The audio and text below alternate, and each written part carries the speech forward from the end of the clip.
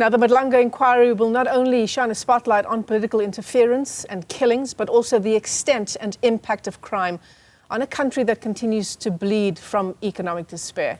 But just how far has South Africa fallen because of crime and corruption? Newzroom Afrika's Arabile Gumede reports.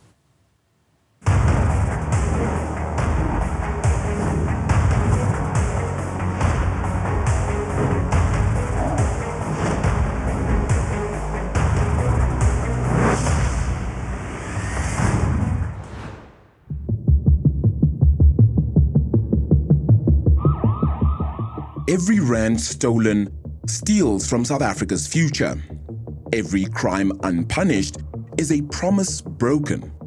South Africa's poor are paying the highest price for a system that's failing them.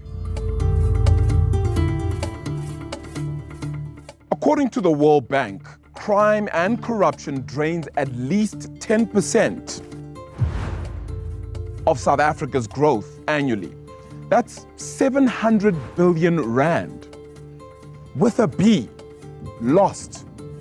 That's around 40% of what SARS collects, or double what we spend on healthcare. Infrastructure theft alone costs state-owned entities such as Eskom and PRASA up to 7 billion rand per year. The World Bank senior economist Benedict Badel says crime is not just a social issue, but also an economic cancer. That, of course, has created somehow a vacuum in terms of the efficiency to deter crime and have high opportunity cost of crime, and that has created the space for crime to thrive, and especially these more complex forms of organized crime. Corruption diverts funds meant for housing, education, and healthcare. As of 2022, only 10% of adults were literate. Over 1.5 million house burglaries occurred in 2024-25, yet only 43% were reported. 811,000 cases of consumer fraud were recorded last year. Crime takes away our ability to fix all these problems. When it's perceived that those outcomes are achieved by illegal means or criminal means, then there's a sense of, why keep fighting and trying so hard to do it the legitimate way when you can't actually access those resources? From ghost employees to rigged tenders, corruption has hollowed out key institutions. The collapse of PRASA and SAA cost billions and left thousands jobless.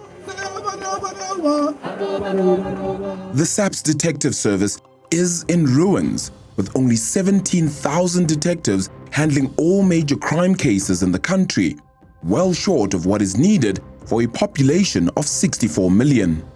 Yeah, look, if you have patches of insecurity in the country, you effectively render those areas uninvestable.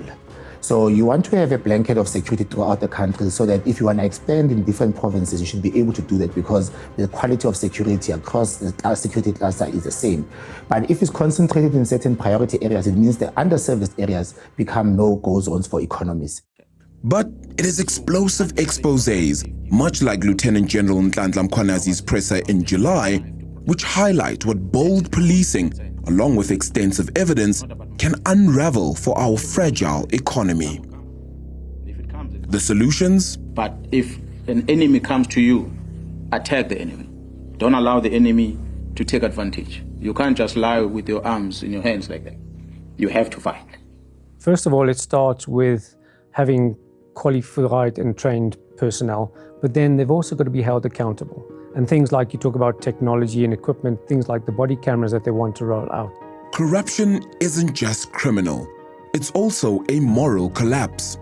Millions of South Africans are too afraid to report crimes or just don't trust the system to do anything about it. The poor are trapped in cycles of poverty, crime, and despair. Public trust in democracy and justice is eroding fast. I feel these drug dens need to be closed down. These gangsters need to be picked up on a daily basis. You see that kids don't have the peace anymore like those days. Every time when they're busy shooting in the road, they must run in. And they must whole day stay inside. And it's not fair towards the children, man. There's all the gang people that is in our gang, they influence us with drugs or they took your head over like, yeah, we can give you money or this or that. But it's not true. They're only using you until they can't use you anymore. To fix South Africa, we'll have to fix our institutions. To protect the poor, we'll need to prosecute the powerful. The price of betrayal is way too high, and the time for accountability is now.